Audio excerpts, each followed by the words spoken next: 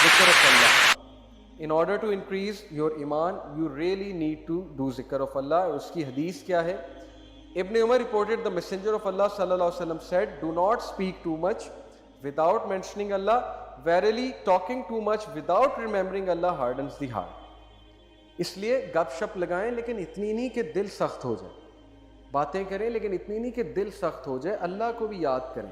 اور یاد کرنے کے والے سے بہت سے ذریعے دیکھیں. نماز کے بعد 33 بار سبحان اللہ، 33 بار الحمدللہ، 33 بار اللہ اکبر، یہ تسبیح تو ہے ہی. اسی طرح نماز کے بعد اذکار ہیں، پھر سبحان اللہ و بحمدہ، سبحان اللہ العظیم اللہ کو بہت پسند ہے. اس طرح درود شریف اللہ کو بہت پسند ہے، درود ابراہیمی جو ہے. تو بہت سے ذکر و اذکار مینشن ہے، پھر صبح اور شام کے اذکار بھی ہیں. اس لیے اپنی ٹنگ کو موئسٹ رکھیں، ادروائز ہارٹ ہارڈ ہو جائے گا. جب دل ہارڈ ہو جائے گا تو پھر کچھ کرنے کا دل نہیں کرے گا. اور جب آپ ذکر شروع میں کریں گے نا تو آپ کو بڑی ریزسٹنس آئے گی اندر سے. اس کی بھی میں وجہ بتا دیتا ہوں. آپ کا دل ہی نہیں کرے گا اللہ کا نام لینے کا، جو سچ بات ہے شروع میں. کیونکہ جب ایک برتن پہ زنگ لگا اور اس برتن کو جب مانجنے لگیں تو بڑا زور لگا کے مانجنا پڑتا ہے، تو برتن کو درد ہوتا ہے. اگر برتن لیونگ بینگ ہوتا ہے اس کو درد ہو رہا ہوتا ہے. اس لیے ریزسٹنس آئے گی کیونکہ دل ابھی ایکسیپٹ نہیں کر رہا ذکر آف اللہ. لیکن آہستہ آہستہ کرے گا. وہ کالک دھلے گی پہلے، وہ داغ اترے گا پہلے مانجنا پڑے گا آپ کو. دل کو فورس کرنا پڑے گا ذکر کرنے کے لیے اور نماز پڑھنے کی. First you have to force, then it will become a habit, and the third stage it will become a relief and a joy. Okay? لیکن کچھ لوگ ڈائریکٹ جوائے کی طرف جاتے ہیں، وہ بلیسڈ لوگ ہوتے ہیں جن کو اللہ کے ذکر سے ڈائریکٹلی سکون مل جاتا ہے.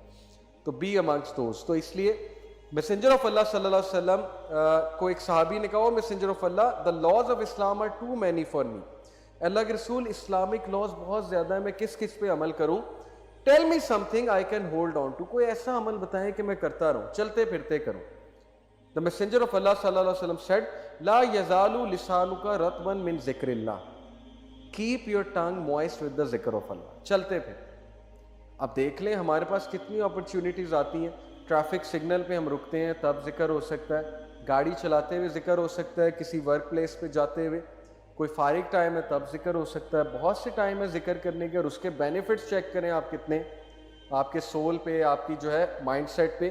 اینڈ دس حدیث ابن عباس reported, the messenger of Allah صلی اللہ علیہ وسلم said, whoever increases his prayers for forgiveness یعنی استغفار کرے گا، Allah will grant him relief from every worry, a way out from every hardship, and provide from him in ways he does not expect. جو بندہ استغفار بہت کرتا ہے، استغفر اللہ توب الیہ ایک یہ، یا سمپل استغفر اللہ کے نبی 100 بار کرتے تھے دن میں، حالانکہ ان کے گناہ معاف تھے.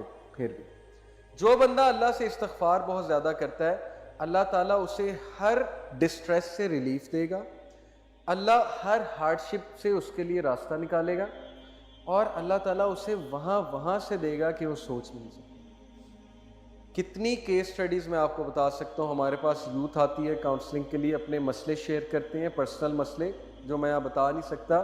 انہیں کچھ سمجھ نہیں آ رہی ہوتی ہم کیا کریں، ہم پھنس چکے ہیں، ہمیں سمجھ ہی نہیں آ رہی ہم کیا کریں. میں آپ کو ایک لیٹسٹ کیس سٹڈی بتاتا ہوں کہ دیر واز دس سسٹر جن کی فیملی فورسفلی ان کی شادی کر رہی تھی، and she didn't like the guy. یہ اچھی بات نہیں ہے.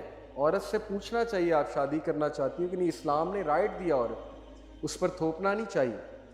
اور چونکہ ان کی فیملی تھوڑی سی ظاہر ہے نہیں سمجھتی تھی ان چیزوں کو، تو منگنی بھی ہو گئی تھی، کپڑے بھی خرید لیے، سب کچھ کر لیا، انہیں سمجھ ہی نہیں آ رہی تھی میں عورت ذات ہوں، میں ویک ہوں، میں کیا کروں. آل وی ٹولڈ واز کہ ڈو دس ذکر لا الہ الا انت سبحانک انی کنت من الظالمین.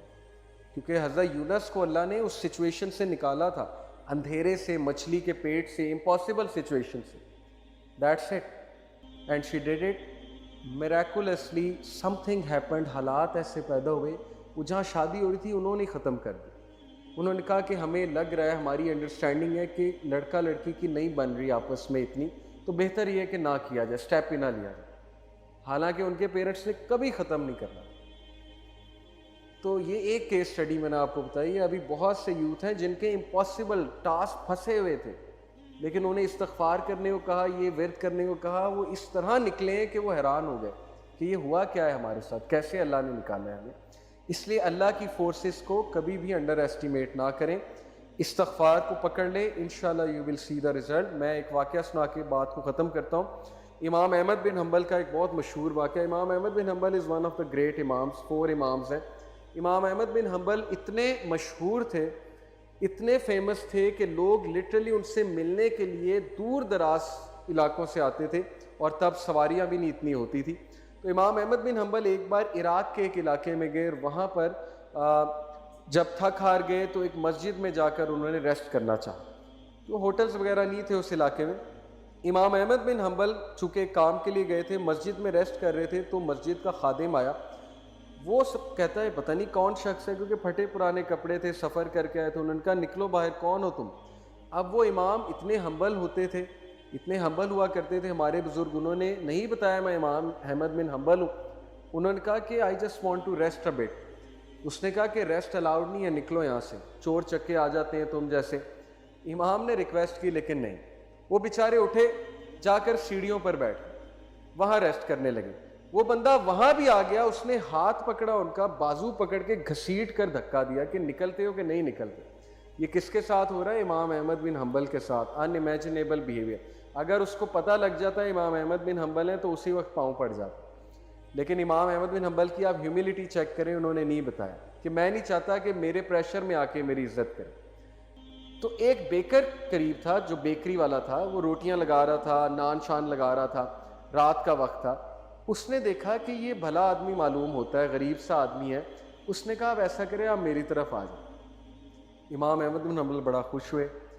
کیا دیکھتے ہیں کہ جب وہ اس کی طرف آئے، آ کر بیٹھے، تو وہ بندہ نا استغفار بہت کر رہا ہے، استغفر اللہ استغفر اللہ استغفر اللہ اتوب الیہ، اور روٹیاں لگا رہا ہے، ساتھ ساتھ نان لگا رہا ہے۔ تو امام احمد بن حنبل بڑا خوش ہوئے، کہتے کہ او مین آپ بہت زیادہ استغفار کرتے ہیں۔ تو اس نے کہا کہ اس کی ایک وجہ ہے۔ امام احمد بن حنبل نے کہا کیا وجہ ہے؟ ہی سیڈ کہ میں نے ایک حدیث سنی۔ امام احمد بن حنبل اور خوش ہوئے کہ حدیث جانتا ہے بندہ، نیک آدمی ہے، اچھا سناؤ، کیونکہ وہ محدث تھے، مسند احمد انہوں نے لکھی ہے۔ ہی سیڈ کہ میں نے حدیث سنی ہے کہ اگر کوئی بندہ اللہ سے اپنا کوئی کام کرانا چاہتا ہے تو بہت استغفار کرے۔ وہ اتنا خوش ہوئے، ہی ہگڈ ہم، ہی سیڈ کہ یار مطلب کمال حدیث سنا دی تم نے، لیکن کام کیا کرانا چاہتے ہو؟ ہی سیڈ میری خواہش ہے امام احمد بن حنبل سے ملے۔ اینڈ امام احمد بن حنبل literally cried. He said کہ I am امام احمد بن حنبل، اللہ مجھے لے آئے تمہارے پاس۔ Can you believe it؟ اللہ اور امام احمد بن حنبل کہتے ہیں کہ بھلا ہو اس بندے کا، خادم کا، جس نے دھکے دے کے تمہاری طرف بھیجا۔ اللہ تعالیٰ دھکے دلوا رہا تھا کہ چلو ادھر، وہ بندہ تمہیں ملنا چاہتا ہے۔ اور امام احمد بن حنبل سے ملنا آسان نہیں تھا، وہ اس دور کے سیلیبریٹی تھے، بہت بڑے سیلیبریٹی تھے۔